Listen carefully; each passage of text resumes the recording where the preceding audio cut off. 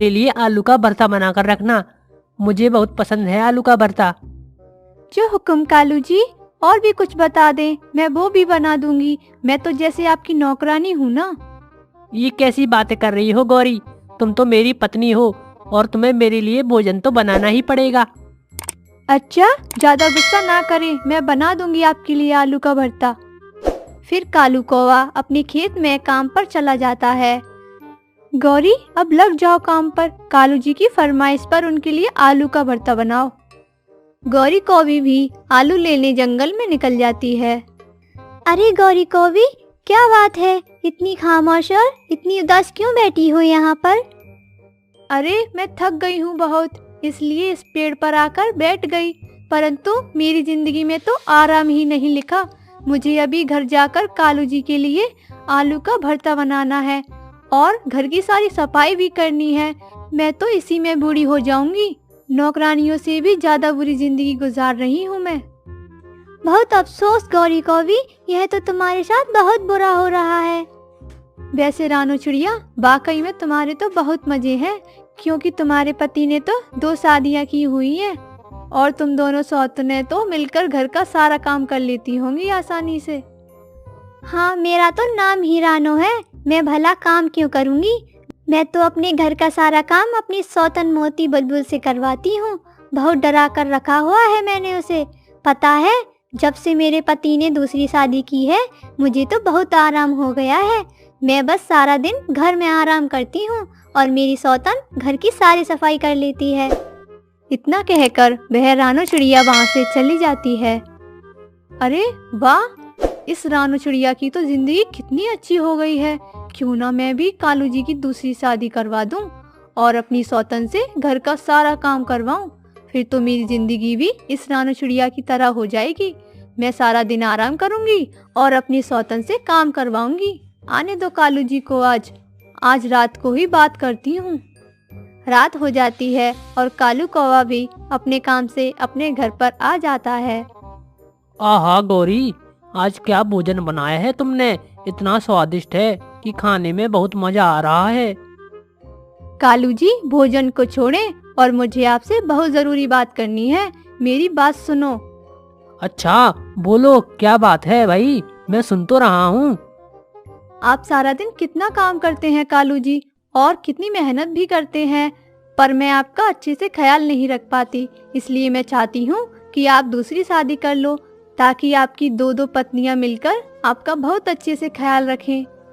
यह बात सुनकर तो कालू कौवा मन ही मन बहुत खुश हो जाता है।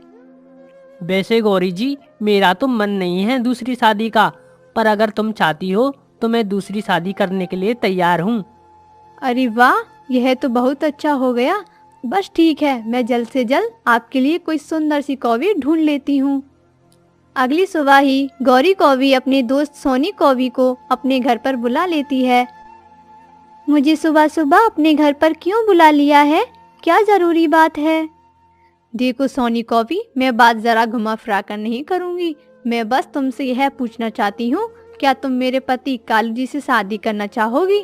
तुम्हें तो पता है कि मेरे कालू जी कितने अमीर हैं और उनका अपना बड़ा सा घर भी है, और तो और अपना एक बड़ा खेत भी है। यह सुनकर सोनी कौवी सोच में पड़ जाती है।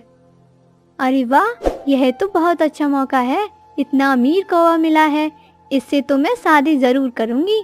मुझे मंजूर है गौरी कौवी, मैं शादी के लिए तैयार हूँ। हम दोनों मिलकर रहा करेंगे घर में।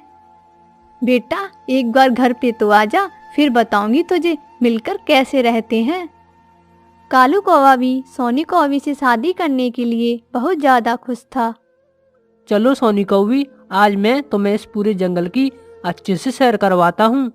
कालू कौवा सोनी कौवी को लेकर जंगल की सैर कराने ले जाता है और तभी पिंकी कबूतरी कौवी के पास आ जाती है। अरे गौरी कौवी, मैं यह क्या देख रही हूँ कि तुम भला कालू कौवे की दूसरी शादी क्यों करवा रही हो? क्या तुम्हें पता नहीं कि शादी के बाद तुम्हें कितनी मुश्किल होगी? पिंकी, तुम्हें पता नहीं है शायद, गौरी कौवी कभी भी बिना सोचे समझे कोई काम नहीं करती। मैं तो कालू कौवे की दूसरी शादी करवा कर ही रहूंगी। ठीक है फिर गौरी कौवी, मेरा तो काम था तुम्हें समझाना, बाकी तुम्हारी मर्जी।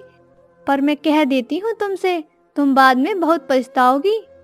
इतना कहकर पिंकी कबूतरी वहाँ से चली जाती है और बस कालू कौवा तो सारा दिन सोनी कौवी के साथ घूमता रहता था और बस भोजन के लिए अपने घर पर आता था। जल्दी जल्दी काम करो सोनी, अभी तुम्हें भोजन भी बनाना है। मैं कर तो रही हूँ काम, आप बस मुझ पर गुस्सा ना करें, मुझे आपसे बहुत डर लगता है। हाँ, अगर कोई काम गलत भी किया तो बहुत ज़्यादा मारूंगी तुम्हें, कि तुम याद रखोगी। गौरी, ओ गौरी जी, कहाँ खो गई हो तुम? मैं तुम्हें कब से आवाज दे रहा हूँ। हाँ कालू जी, मैं तो बहुत हसीन सपना देख रही थी, जो कि बस बहुत जल्द पूरा होने वाला है। सपने बाद में देखना, अभी मुझे भोजन दे दो, मुझे बहुत भूख लगी है। हाँ, कर देती हूँ भोजन। अभी मुझे रानू चिड़िया के पास जाना है, उसे मुझे शुक्रिया कहना है। गौरी कौवी रानू चिड़िया के पास उसके घर जाती है कि तभी गौरी कौवी रानू के घर में देखती है कि मोटी बुलबुल सौतन तो उससे घर का सारा काम करवा रही थी। तुमने गौरी कौवी से मेरे बारे में क्या कहा था? हाँ, कि मैं घर का सारा काम करती हूँ और तुमने मुझे अपना नौकर बना कर रखा हुआ है। हाँ, बताओ, यही कहा था ना तुमने उसे? मुझे माफ कर दो, मैं तो बस गौरी कौवी के सामने अपनी बड़ाई कर रही थी। ये सब गौरी कौवी भी बैठी हुई सुन रही थी। हाय रे, मैं ये क्या देख रही हूँ? इस रानू चिड़िया ने तो मुझसे भी झूठ बोला था। कहीं कालू जी की शादी के बाद भी सोनी कौवी भी मेरा हाल इस रानू चिड़िया के जैसा ना कर दे। नहीं, मैं भी जाकर मना कर देती हूँ सोनी कौवी से कि कोई शादी नहीं होगी उसकी कालू जी से। यह कहकर गौरी कौवी सोनी कौवी की तरफ जाती है। सोनी कौवी और उसका भाई बैठे हुए बातें कर रहे थे। भाई, मैं आहिस्ता उस कालू कौवे को अपने काबू में कर रही हूँ, और वो जो उसकी पत्नी है ना गौरी कौवी, वह तो निहायत ही बेवकूफ है। उस गौरी कौवी को तो मैं शादी के बाद बताऊंगी कि घर का सारा काम कैसे करते हैं। अपने घर का सारा काम करवाऊंगी उससे। और भाई, तुम चिंता मत करो, तुम्हारे घोंसले की भी रोजाना सफाई में उससे करवा दिया करूंगी। यह सब सुनकर तो गौरी कौवी गुस्से में आग बबूला हो जाती है। दुष्ट कौवी, मुझे अपना नौकर बनाओगी तुम? तुम्हें तो मैं छोड़ूंगी नहीं। और हाँ, कोई शादी वादी नहीं होगी तुम्हारी कालू जी से। आई बड़ी मेरी कालू जी से शादी करेगी। ऐसा कहकर गौरी कौवी वापस अपने घर चली जाती है। बिट्टू भैया, इस बार जानकारी मिली है कि मौसम बहुत अच्छा रहेगा, तो हमें इस बार अपने खेत में क्या बोना चाहिए? टूनी, मैं सोच रहा हूँ क्यों ना हमें इस बार अंगूर की खेती करनी चाहिए। इन दिनों बहुत अच्छी होती है अंगूर की फसल। हाँ बिट्टू भैया, आप सही कह रहे हैं, अंगूर की खेती ही सही रहेगी। लेकिन हर बार हमारी फसल जब पक के तैयार होती है तो कालू और गोरी उसे चुरा कर ले जाते हैं। हाँ टूनी, वो दोनों कभी मेहनत नहीं करना चाहते, बस हमेशा चोरी का ही खाते हैं।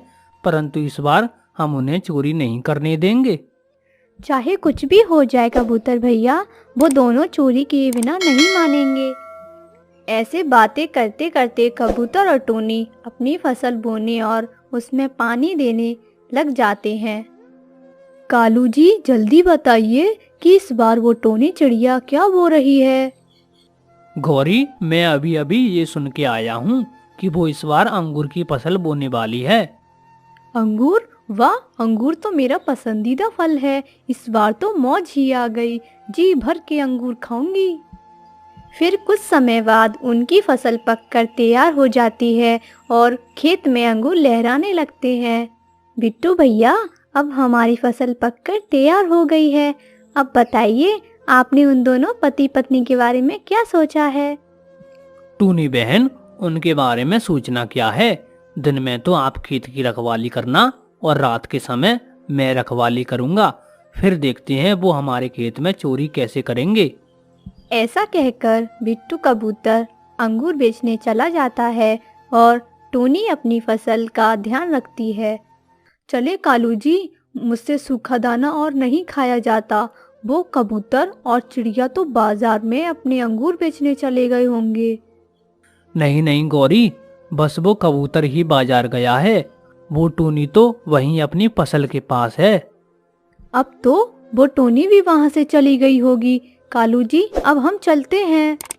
ऐसा कहकर वो दोनों घर से निकल जाते हैं और अंगूर की फसल के पास आ जाते हैं। लेकिन टोनी को वहाँ बैठा देखकर एक दूर पेड़ पर बैठ जाते हैं। मैंने कहा था ना गौरी कि टूनी अभी अपनी फसल के पास ही है, वो कहीं नहीं गई। हाँ कालू जी, हम यहीं पर बैठकर इसके जाने का इंतजार करते हैं। ऐसा कहकर वो दोनों टोनी के जाने का इंतजार करने लगते हैं, लेकिन टोनी वहाँ से कहीं नहीं जाती। लगता है आज फिर से सूखा दाना ही खाना पड़ेगा, पर कालू जी हम रात को ज़रूर आएंगे और ढेर सारे अंगूर ले जाएंगे। ऐसा कहकर वे दोनों वहाँ से चले जाते हैं और रात भी हो जाती है। गौरी और कालू कौवा दोबारा टोनी की फसल पर आ जाते हैं। कालू जी ये क्या हुआ, रात में भी यह गंदी आंखों वाला कबूतर जागा हुआ है। गौरी जी इस बार तो चोरी करने का इरादा बदल ही दीजिए, ये दोनों कड़ी नजर रखे हैं अपनी फसल पर। चुप कर जाओ कालू जी, अंगूर तो मैं खाकर ही रहूंगी, चाहे कुछ भी हो जाए। लेकिन अब सुनो, मैं जैसा कहती हूँ आप वैसा ही करना। ऐसा कहकर गौरी कौवी कबूतर के पास चली जाती है। हे गंदी आंखों वाले कबूतर, तुझे नींद नहीं आती क्या, जो तू रात में भी जाग रहा है? काली शकल वाली गौरी, तू इस समय यहाँ क्या कर रही है मेरे खेत में? तेरी हिम्मत कैसे हुई मुझे काली कहने की? आज तक किसी ने मुझे काली नहीं कहा, अभी तुझे बताती हूँ। ऐसा कहकर गौरी कबूतर पर हमला कर देती है। दोनों में खूब डटकर लड़ाई हो रही थी। इधर कालू भी जल्दी जल्दी अंगूर तोड़कर वहाँ से भाग जाता है। बस कर कबूतर, अब और कितना लड़ेगा, मेरा तो सर ही फूट गया। मेरी आंख में जो तूने ये घूंसे मारे हैं उसका क्या, मुझे ठीक से दिखाई नहीं दे रहा। सुबह अच्छे से इलाज करा लेना अपना, वरना अंधा हो जाएगा गंदी आंखों वाले। ऐसा कहकर गौरी वहाँ से चली जाती है और इधर कालू मीठे मीठे अंगूर खा रहा था। अरे बस कर जाओ कालू जी, सारे अंगूर तुम ही खा जाओगे। नहीं नहीं गौरी, आपके लिए भी रखे हैं अंगूर। ये क्या, आपके सर पे तो खून निकल रहा है, लगता है ज्यादा मार लगा दी कबूतर ने। यह कहकर कालू कौवा हंसने लगता है। अरे चुप कर जा बेशरम कालू, एक तो तुझे अंगूर खिला दिए हैं और ऊपर से मेरे ऊपर हंस रहा है। मैंने भी खूब चटनी बनाई उस कबूतर की, आंख में मारा मैंने उसके घूंसा, ठीक से देख भी नहीं पा रहा था वो गंदी आंखों वाला। फिर वह दोनों अंगूर खाकर सो जाते हैं और अगली सुबह टोनी अपने खेत पर जाती है। बिट्टू भैया, आपकी ये हालत कैसी हुई? आपकी आंख पर तो बहुत चोट लगी है। फिर कबूतर टोनी को सारी बातें बताता है। बिट्टू भैया, आपको तो सब कुछ पता है उस शैतान गौरी का, फिर क्यों आपने उससे लड़ाई की? मुझसे सुना नहीं गया टूनी, मैंने भी सर फोड़ दिया उस गौरी का, खून निकाल दिया मैंने उसके। ऐसा कहकर कबूतर अपना इलाज कराने चला जाता है। इधर गौरी कौवी का भी सर सूजा हुआ था। गौरी, क्या हम रोज इस तरह से ही अंगूर खाया करेंगे? नहीं कालू जी, अब मुझे लड़ाई करने की कोई ज़रूरत नहीं है। कबूतर को तो वैसे भी कुछ ठीक से दिखाई नहीं देगा और वो टोनी तो रात में अपनी बच्चियों के पास रहती है। और इधर टोनी भी अपनी एक चील सहेली के घर चली जाती है और उसे कालू और गौरी की सारी बातें बताती है। तू चिंता ना कर टूनी, मैं उस गौरी को अच्छा सबक सिखाऊंगी। आज रात के बाद वो चोरी करना भूल जाएंगी। और फिर रात हो जाती है और वहीं इधर कालू और गौरी अंगूर चुराने निकल जाते हैं। देखा कालू जी, जैसा मैंने कहा था वैसा ही हुआ, यहाँ कोई भी नहीं है। चलो गौरी, अब हम जल्दी जल्दी से ढेर सारे अंगूर तोड़ लेते हैं। जैसे ही गौरी अंगूर तोड़ती है, पत्तों में छिपी चील वहाँ से बाहर आ जाती है और कालू और गौरी पर हमला कर देती है और उनकी खूब पिटाई करती है। अरे रुक जाओ चीली जी, हमें माफ कर दो, आज से हम चोरी नहीं करेंगे, रुक जाओ। कौवे की बात सुनकर चील रुक जाती है। हाय हाय, मर गई रे कालू जी, ये चील कितना मारती है, इस चील ने तो मेरा पंख ही तोड़ दिया, अब मैं कैसे उड़ पाऊंगी। काली गौरी, तुम कभी चोरी ना कर पाओ इसलिए तुम्हारा पंख तोड़ दिया। और कालू, तुझ पे तो मुझे पूरा विश्वास है, तू अकेला चोरी कर ही नहीं सकता। ऐसा कहकर कालू और गौरी वहां से उड़कर भाग जाते हैं और चील भी वहां से चली जाती है। और कालू और गौरी आज के बाद चोरी ना करने की कसम खाते हैं। तो प्यारे दोस्तों, आपको ये कहानी कैसी लगी कमेंट में ज़रूर बताएं। धन्यवाद। ये कहानी रामपुर के जंगल की है, जहाँ के सारे पंछी अपने अपने मजबूत घरों में रहा करते थे। उसी जंगल में एक गरीब टूनी चिड़िया पेड़ की डाली पर रहा करती थी। उसका नाम टूनी था और उसका कोई घर नहीं था, कोई परिवार भी नहीं था। वो बिल्कुल अकेली रहती थी और पास के जंगल से दाना लाकर अपना गुजारा करती थी। उसकी इस मजबूरी के कारण कोई भी पंछी उसकी मदद नहीं किया करता था। इन दिनों बारिश का मौसम आने वाला था। सभी पंछियों ने अपने अपने घरों को मजबूत कर लिया था ताकि बारिश के पानी से उन्हें किसी भी समस्या का सामना ना करना पड़े। और एक दिन टूनी चिड़िया पेड़ की डाली पर बैठी हुई थी कि तभी उसके पास कुछ पंछी आते हैं। अरे देखो पंछियों, ये गरीब चिड़िया कैसे एक डाली पर बैठकर अपनी जिंदगी गुजार रही है। इस चिड़िया की इतनी औकात कहाँ है जो एक घर बना सके।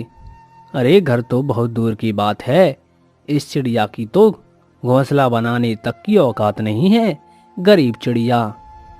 सारे पंछी टूनी चिड़िया का गरीब और बेघर होने का बहुत मजाक उड़ाते हैं और बेचारी चिड़िया भी उनसे कुछ नहीं बोल पाती।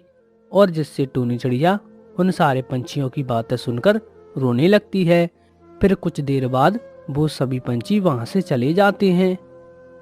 आखिर क्यों भगवान जी, मैं इतनी गरीब क्यों हूँ? मैंने ऐसे कौन से पाप किए हैं? क्यों मेरे पास अपना खुद का घर नहीं है, ना ही मेरे पास अपना परिवार है? क्यों मैं ही इस संसार में अकेली हूँ भगवान? इसमें मेरा क्या कसूर है भगवान? सारे पंछी मेरी गरीबी का मजाक उड़ाते हैं। फिर बेचारी टूनी चिड़िया वहीं डाल पर बैठकर अपने भाग्य और भगवान को कोसने लगती है और देखते ही देखते रात हो जाती है। और फिर टूनी चिड़िया उदास होकर उसी डाल पर सो जाती है। और फिर तभी आधी रात में ही बहुत तेज आवाज के साथ बारिश होती है और जंगल के सारे पेड़ और डाली टूट जाती हैं। और टूनी चिड़िया जिस पेड़ की डाली पर बैठी थी वो डाली भी टूट जाती है और टूनी चिड़िया उसी पेड़ की डाली पर से नीचे जख्मी होकर गिर जाती है और बेहोश हो जाती है। फिर सुबह हो जाती है, तब टूनी चिड़िया को होश आता है। जरा देखो इस गरीब चिड़िया को, कैसे मुंह के भर जमीन पर पड़ी हुई है। अरे कल में हुई, इसलिए तो कहते हैं पंछियों को अपना घर मजबूत बना लेना चाहिए बारिश से पहले। तभी टूनी चिड़िया दर्द से रोने और चिल्लाने लगती है। अरे मेरे पैर में चोट लगी है, कोई मेरी मदद करो, मुझे बहुत दर्द हो रहा है, कोई तो मदद करो। अरे चल भाग, तुझे छूकर हमारे हाथ भी गंदे हो जाएंगे। दूर खड़े सारे पंछी टूनी का मजाक उड़ाकर टूनी को उसी हालत में छोड़कर वहां से चले जाते हैं। बेचारी टूनी चिड़िया बहुत ही मुश्किलों से खड़ी होती है और वहां से उड़कर दूर एक बांस के खेत में जाकर बैठ जाती है। सारे पंछियों ने ठीक ही कहा था, मुझे एक पक्का घर बना लेना चाहिए, वरना बारिश में तो मेरी हालत खराब ही हो गई थी। लेकिन अब मैं घर कैसे बनाऊंगी? मेरे पास तो पैसे भी नहीं हैं जिनसे मैं एक घर बना सकूं। कुछ देर सोचने के बाद टूनी चिड़िया को अपने सामने बांस की लकड़ियों का खेत दिखाई देता है और उसे एक आइडिया आता है। अरे वाह, इसे कहते हैं बगल में छोरा गांव में ढिंडोरा। यहाँ पर तो बहुत सारी बांस की लकड़ियाँ हैं, अब मैं इनसे ही अपना घर बनाऊंगी, जिससे मुझे बारिश में अपना सर छुपाने के लिए कोई तो जगह मिल जाएगी। टूनी चिड़िया वहाँ पर पड़ी बांस की लकड़ियों को एक जगह पर ले जाकर इकट्ठा करती है और उनसे अपना बांस का घर बनाने लगती है। कुछ ही दिनों की मेहनत के बाद टूनी चिड़िया अपना एक बहुत ही सुंदर सा बांस का घर बना लेती है और उसमें आराम से रहने लगती है कि कुछ दिन बीतने के बाद और एक दिन जंगल में बहुत तेज तूफान आता है, जिससे जंगल के सभी पंछियों के मजबूत घर भी टूट जाते हैं और सबके घर टूटकर नीचे गिर जाते हैं और सभी पंछी बहुत परेशान होते हैं। अरे दोस्तों, इस तूफान ने तो हमारे मजबूत घरों को भी तोड़ दिया। अरे भाइयों सुनो, ये टूनी ने बहुत मजबूत बांस का घर बनाया है। चलो अब हम उसके पास ही चल के देखते हैं, शायद वो हमारी कुछ मदद कर दे। फिर सारे पंछी टूनी चिड़िया के घर जाते हैं। अरे टूनी, हमने सुना है तेरा बांस का घर बहुत मजबूत है। हम सबके घर तो तेज तूफान की वजह से गिर गए, लेकिन तेरे इस घर को तो कुछ भी नहीं हुआ। हाँ टूनी, हमें बहुत शर्मिंदगी है। और टूनी, हमने तुझे बहुत बुरा भला कहा, तेरी कभी मदद भी नहीं की। प्लीज़ हमें माफ़ कर दे। हम आज के बाद से तुझे कभी उल्टा सीधा कुछ भी नहीं कहेंगे। तू प्लीज़ हमें घर में रहने दे और हमें माफ़ कर दे। हम सभी पंछी कहाँ जाएंगे? कोई बात नहीं पंछियों, शायद इसमें मेरी भी कुछ गलती थी। अब बस तुम्हें तुम्हारी गलतियों का एहसास हो गया है, मेरे लिए इतना ही काफ़ी है। आ जाओ मेरे घर में, आ जाओ सभी। फिर टूनी चिड़िया सभी पंछियों को अपने घर में बुला लेती है और वो सभी खुशी खुशी टूनी के साथ रहने लगते हैं।